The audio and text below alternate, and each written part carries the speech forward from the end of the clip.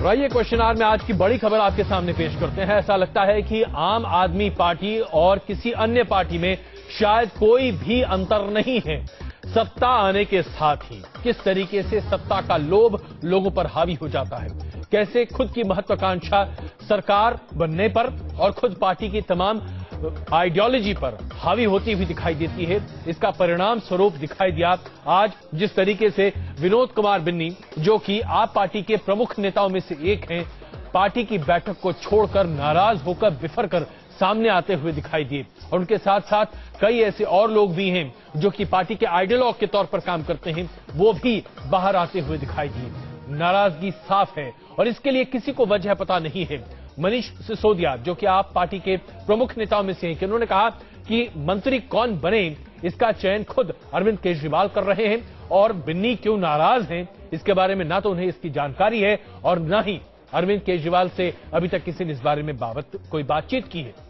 कुल मिलाकर स्थिति काफी गंभीर बनती हुई दिखाई दे रही है और ऐसा लगता है कि आने वाले दिनों में आप पार्टी के लिए यह कह पाना बड़ा मुश्किल हो जाएगा कि कांग्रेस, बीजेपी या अन्य किसी भी राजनीतिक दल जिसके बारे में चुटकियां लेकर उनके नेता तमाम कसीदे पढ़ा करते थे, आज उनमें और आप पार्टी में कोई फर्क नहीं है।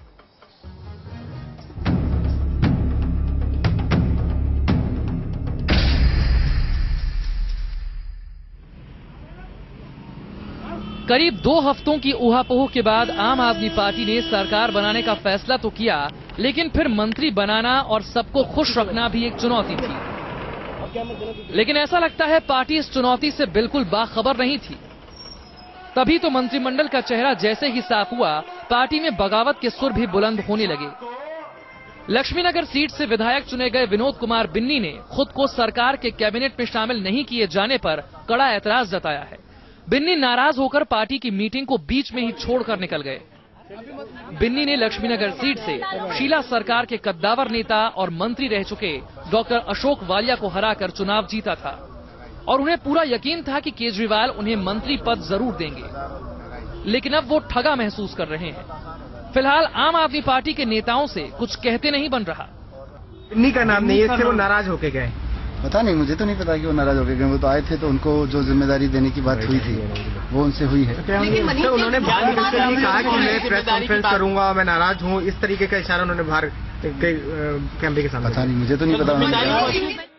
अब जरा उस कैबिनेट का चेहरा देखिए जिसका ऐलान केजरीवाल ने शपथ लेने के 2 दिन पहले ही कर दिया है और इसी के बाद पार्टी को बिन्नी की नाराजगी भी झेलनी पड़ रही है।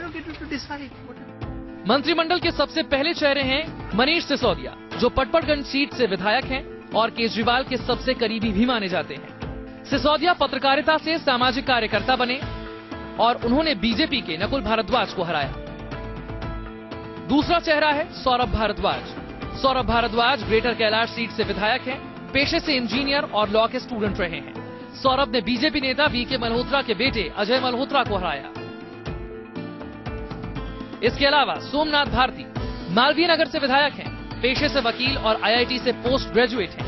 सोमनाथ ने बीजेपी नेता आरती मेहरा को मात दी। जबकि राखी बिरला मंगोलपुरी सीट से विधायक हैं, पेशे से पत्रकार रही राखी ने राजकुमार चौहान को हराया।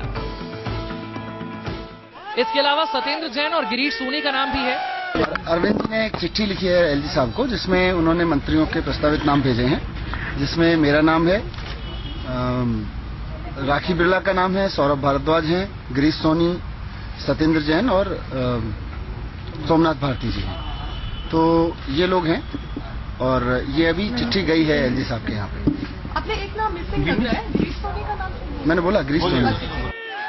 ये वो चेहरे हैं जो पहली बार विधायक बने हैं और पहली बार मंत्री बनेंगे।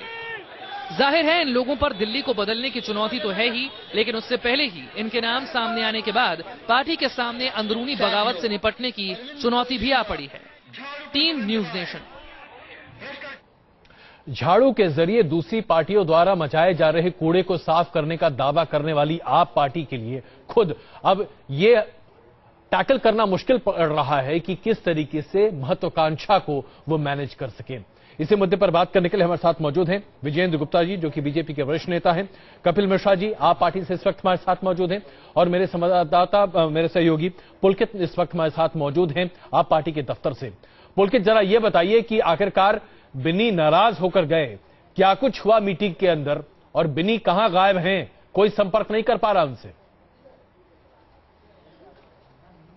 देखिए, बिन्नी के बारे में पहले मैं आपको बता दूं कि विनोद बिन्नी या तो अपने घर पहुंचे हैं और उनके 2 कॉन्टैक्ट नंबर हैं जो अभी तक बंद आ रहे हैं। जो थोड़ी देर पहले हुआ आम आदमी पार्टी के अरविंद केजरीवाल के घर पर, वो साफ था कि 15 मिनट के लिए बिन्नी आए थे। उससे पहले मंत्री जो बनाने थे उनकी घोषणा, 6 नामों की घोषणा एक उनके ही विधायक कर चुके थे। उसके बाद बिन्नी यहां पहुंचे और 15 मिनट के अंदर वो वापस योगेंद्र यादव के साथ नीचे उतरे और उन्होंने कैमरों के सामने थोड़ी नाराजगी जताई। उसके बाद ये कहते हुए चले गए कि वो कल या एक बड़ा खुलासा करेंगे और इसके बाद अभी वो कुछ नहीं कहना चाहते क्योंकि पार्टी बिखर सकती है। उसके बाद वो गए और अपनी गाड़ी में बैठ के निकल गए। उसके बाद से वो अब तक ना तो घर पहुंचे और ना ही उनके फोन से संपर्क किया जा रहा है। लेकिन यहां अजय जी एक बड़ा सवाल ये है, जब मनीष सिसोदिया से सवाल पूछे गए कि आखिर जो मंत्रिमंडल बनाया गया है उसमें किस किस की सहमति हुई और किन किन लोगों को कैसे कैसे आपने मंत्री बनाया, तो उसमें उन्होंने सीधा कहा कि ये अरविंद केजरीवाल बताएंगे।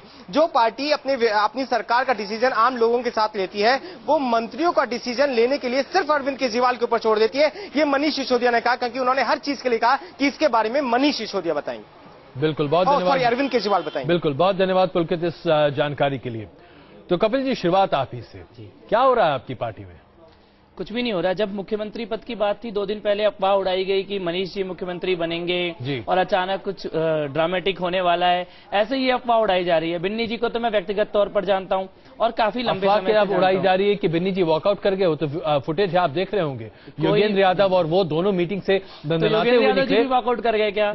ये तो मतलब अफवाह ही है ना। कपिल जी जरा सुन लीजिए, सीधी बात यह है कि वो निकले, पत्रकारों से उन्होंने कहा कि कल मैं खुलासा करने वाला हूं, अभी नहीं करूंगा वरना पार्टी बिखर जाएगी। एक बात बताइए जी, पत्रकारों के कैमरे ऑन है, सारा मीडिया वहां है, एक बाइट दिखा दीजिए बिन्नी जी की ये कहते हुए। तो आप ये कह रहे हैं तमाम पत्रकार झूठ बोल रहे हैं? बिल्कुल, कैमरा कहां है? बाइट देखिए कपिल जी, आप ये कह रहे हैं कि तमाम पत्रकार झूठ बोल रहे हैं। भाई पत्रकार सोर्स तो बताएं अपना कि कहां से खबर आ रही है। भाई बिन्नी जी सोर्स है और कैमरे में क्यों नहीं है? कैमरे बिन्नी जी ना आपके, योगेंद्र यादव जी कैमरे में दिख रहे हैं, बिन्नी जी कैमरे में दिख रहे हैं, कहते हुए क्यों नहीं दिख रहे? क्योंकि उस समय किसी का माइक वहां पर उनके मुंह पर नहीं लगा हुआ था। कपिल जी, कल तक दूध का दूध पानी का पानी हो जाएगा। ये कोरी अफवाह है। बिन्नी जी कोई नाराज होकर मीटिंग से नहीं गए। और दूसरी बात, व्यक्तिगत तौर पर बिन्नी जी को जानता हूं जी, जिस प्रकार से वो स्वराज और इस सब सिद्धांतों के साथ लगे हुए हैं, वो ऐसे व्यक्ति नहीं है जो इन किसी बातों पर नाराज हों। चलिए, तो आप पत्रकारों की इस बात को सिरे से खारिज कर रहे हैं। जो तमाम पत्रकार जिन्होंने उनकी बातों को सुना, आप उसको अफवाह कह रहे हैं। बिल्कुल, बहुत अच्छी बात है।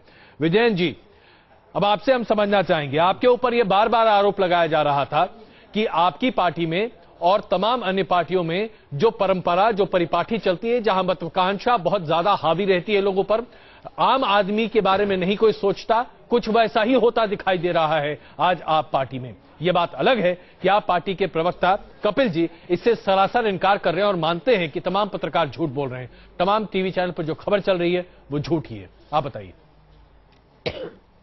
अजय जी, जो कुछ चल रहा है उसमें ना तो भारतीय जनता पार्टी का हाथ है और ना ही हमें सीधे तौर पर इस पूरे मामले का कोई जिम्मेदार ठहरा सकता है जी।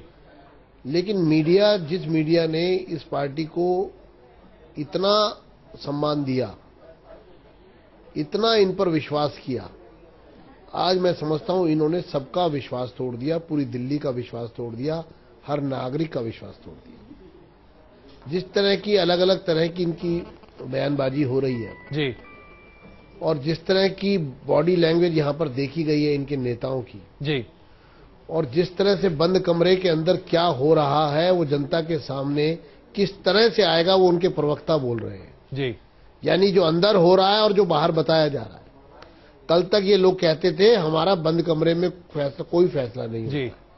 आज मंत्रियों के चयन में जी सिर्फ और सिर्फ केजरीवाल की चॉइस है, ये ऐसा बताया जा रहा है।